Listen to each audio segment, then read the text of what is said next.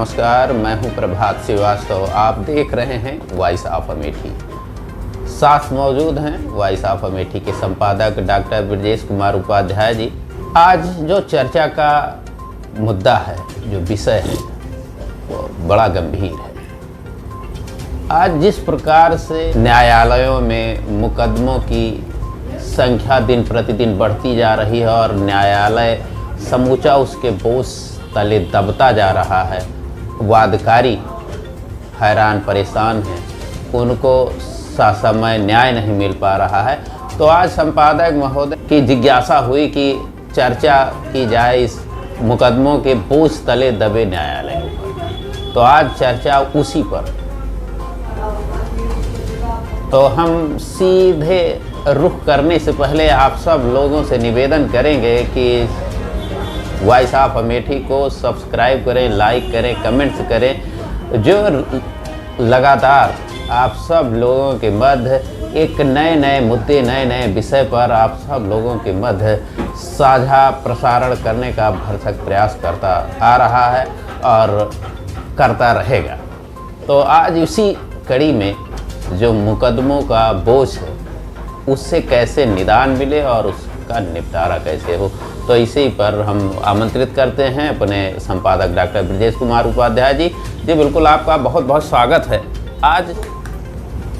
आज का मुद्दा एक बहुत बड़ा मुद्दा है जी, और इस पर चर्चा भी जो होगी गंभीर है, बिल्कुल ही होगी। आज के समाज में जो कटुता पैदा हुई है, उससे आपसी भाईचारे को जहां क्षति हुई है, उसी का एक भाग है कि आज अदालतों में मुकदमों का बोझ होता चला जा रहा है जी। हालात ये हैं कि हिंदुस्तान में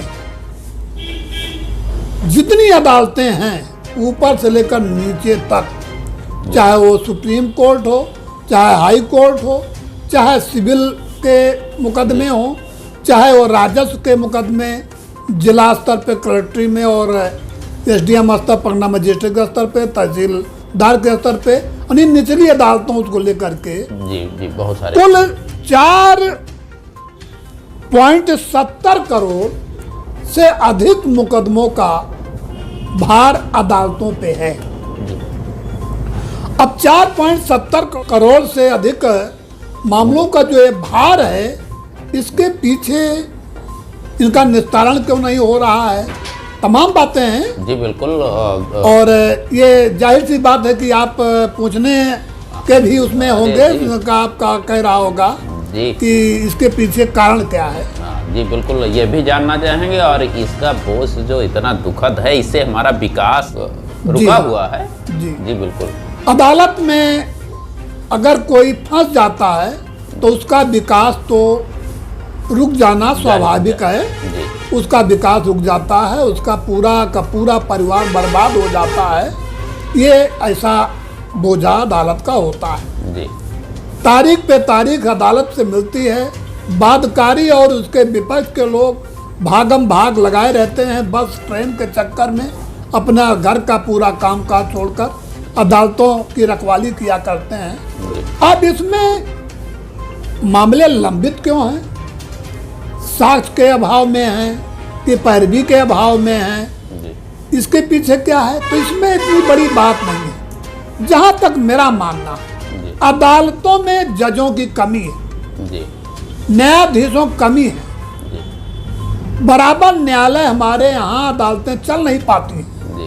और सबसे दूसरा बड़ा कारण जो है, खास तौर से सुप्रीम कोर्ट और हाई कोर्ट के अतिरिक्त जो देश भर और प्रदेश भर में तमाम और अदालतें निचली स्तर की हैं, वहाँ अधिवक्ताओं की मनमानी है। अगर अधिवक्ता वादकारी के हित को समझकर मुकदमे की पैरवी करे तो बहुत थोड़े समय में, महीने 2 महीने, 4-6 महीने में या साल भर के अंदर वो मामले का निस्तारण हो जाएगा। लेकिन उसके पीछे एक राज है। अधिवक्ताओं की भी एक खेती होती है। अगर ये खेती उनकी लंबे समय तक नहीं चलेगी तो उनका भरण पोषण और उनका जीवन यापन कैसे चलेगा। जी इसलिए वह किसी भी एक मुकदमे को त्वरित गति से निस्तारित करने के पक्ष में कदाप नहीं रहते हैं। जी उसमें कभी बहस में, कभी बयान में, कभी साक्ष्य में ऐसे लटकाए रहते हैं, तारीख पे तारीख लिया करते हैं। तो ऐसे हालात में अदालतों पे मुकदमों का बोझ बना रहना स्वाभाविक है। जी ये अदालतें बोझिल जी, हैं और ये हमारे देश की सभी अदालतें करा रही हैं। अरे बिल्कुल। उनके बोझ से, फाइलों के दबाव से करा रही हैं। बातकारी जहाँ पिस रहा है वहीं अदालत के सरकारी खजाना भी उसके हाँ, कागज रख रखाव बहुत बढ़िया बात कही आपने। कई लाख रुपए प्रति वर्ष सरकारी खजाने से खर्च होता है इनके रख रखाव में, इनकी जिल्द और फाइल सजाने बनाने में, इनके रैक, इनके दराज, इनके अलमारी को संयोजने में, संवारने में। ये बहुत बड़ा खर्चा अनावश्यक रूप से सरकार के ऊपर। कोर्ट में 70,154 मुकदमे लंबित हैं। 25,000 आपके हाई कोर्ट के अदालतों में 58,54,060 मामले अटके हुए हैं। ये आंकड़ा है। ये आंकड़ा जो है ये कोई हमारा नहीं है। हाँ, ये लोकसभा के हवाले से मिला हुआ है। ये कानून मंत्री किरेन रिजिजू के अनुसार जो आंकड़े दिए गए हैं वो बता रहा है। ये मार्च 2022 का आंकड़ा है जिसके तहत हम आपसे चर्चा कर रहे हैं। यही हाल फास्ट ट्रैक अदालतों का सर्वाधिक लंबित मुकदमे जो हैं 13.81 लाख हैं, जिनमें महिलाएं और बच्चे तथा वरिष्ठ नागरिकों के जघन्य अपराध के मामले हैं, जिनमें सबसे अधिक यानी 70% से अधिक मुकदमे आपके उत्तर प्रदेश में हैं और महाराष्ट्र में इसके सापेक्ष 1.4 लाख मुकदमे अटके हुए हैं। जी।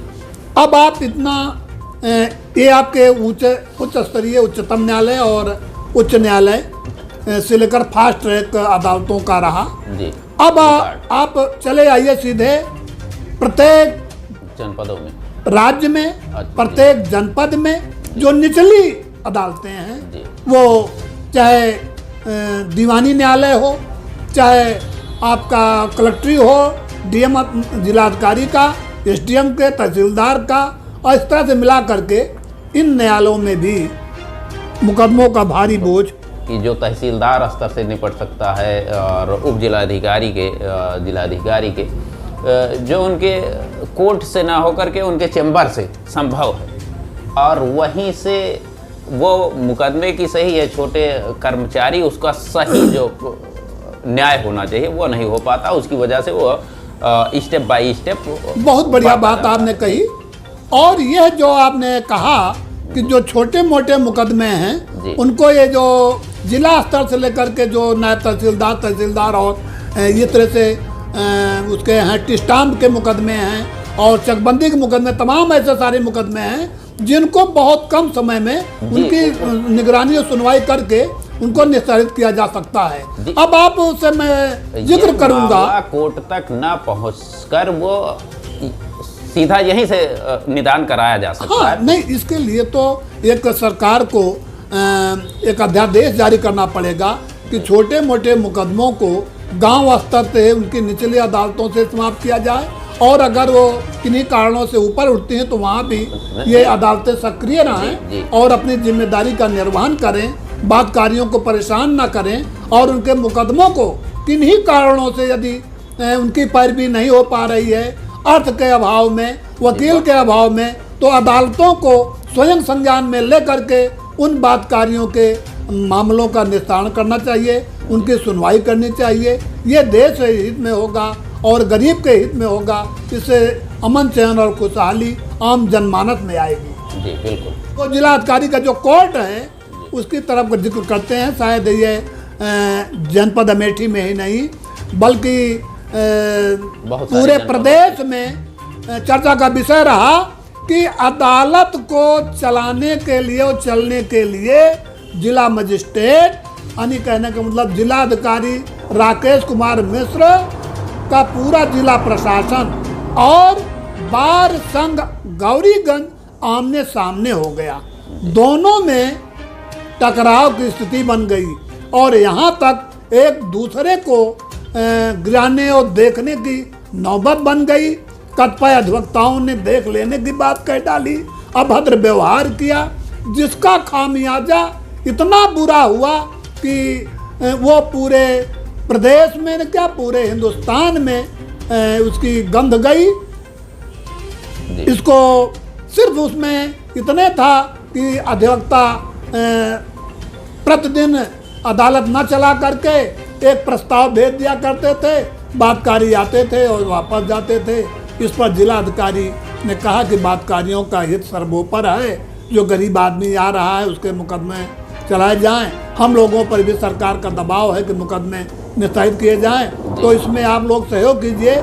लेकिन कुछ ऐसे उसमें लोग रहे जो हठबाध्यता में अपना वो आगे बढ़ाते गए और यहाँ तक कि एक ऐसा मोड़ आया कि तमाम अधिवक्ता उसमें चोट खा गए, उनके आर्थिक नुकसान हुआ और वो सब अदालत तक गए, हाई कोर्ट में सुनवाई तक हुई। और जहाँ पर जिला प्रशासन ने ये बात शासन को, अदालत को बताया कि बातकारियों के मुकदमों की पैरवी के लिए ये लोग नहीं चाहते हैं और मुकदमों का बोझ बढ़ता जा रहा है, बातकारी परेशान हो रहे हैं, तो जनहित की समस्या के निस्तारण के लिए हम लोग चाहते हैं कि उनका सहयोग करें। इन्हीं सब कारणों के साथ फिर भी अमेठी में जो आंकड़ा मिला, ये 26,004 मुकदमों का बोझ आज भी बना हुआ है, वो जिला अधिकारी से लेकर के निचली अदालतों तक का। जी, दुखद ये एक विचारणीय बात है, एक चिंतनीय बात है। जी, अब इसमें जब भी देखिए बातकारी आता है झोला टांगे, वकील साहब के पास पहुंचा, उनको खर्चा दिया और वकील साहब गए, एक एप्लीकेशन एक अर्जी लगा दिए, तारीख हो गई। इसी तरीके से मामले सब लंबित चल रहे हैं। और आपको एक और बता दें, राजस्व में जो आपके अमेठी जनपद में राजस्व के मुकदमे 4,786 बाद हैं, उनका निस्तारण नहीं हो पाया है। और मज़ेदार बात यह है, इनमें से कुछ मुकदमे 1 से 3 वर्ष के हैं, जो 6400 की संख्या में हैं, 6,400। कुछ मुकदमे 3 से 5 वर्ष के हैं, उनकी संख्या 6,509 है। और कुछ मुकदमे 5 साल से अधिक अर्थात 25 से 30 साल के हैं, उनकी संख्या 4,786 है। इस तरीके से आपके अमेठी जनपद के अदालतों का बोझ और आंकड़े बता रहे हैं। जी जी जी, चिंताजनक है। और इसमें हो क्या रहा है कि अदालत परेशान है कि सरकार इनके निस्तारण के लिए एक सख्त आदेश दे, अध्यादेश जारी करे कि छोटे मोटे मुकदमों को निचली स्तरों पे ही संज्ञान में लेकर के अपनी अदालत से निदान कर दिया जाए और किसी भी मुकदमे को लंबित ना किया जाए। और प्रत्येक सुनवाई के दिन उस मुकदमे कोई न कोई कार्रवाई अवश्य हो। वो फाइल बिना लिखा पढ़ी के, बिना कार्रवाई के पेंडिंग में ना रखी जाए, ऐसा निर्देश सरकार को करना चाहिए। जी बिल्कुल। और हर अदालत के जिम्मेदार न्यायाधीश को, जिनको इसकी जिम्मेदारी मिली है, उन्हें भी बखूबी अपने दायित्वों, कर्तव्यों का निर्वहन करते हुए बातकारियों के मामलों का निस्तारण करने का अपना मनोयोग होना चाहिए। इन्हीं शब्दों के साथ हम आज की चर्चा यहीं पे समाप्त करते हैं। कल इसी वक्त फिर बहुत बहुत धन्यवाद। जिस प्रकार से अभी वॉइस ऑफ अमेठी के संपादक डॉक्टर ब्रजेश कुमार उपाध्याय जी इस फरियादियों के मुकदमों से दबे हुए अदालतों की जो गुहार है, उस पर अपनी बातों से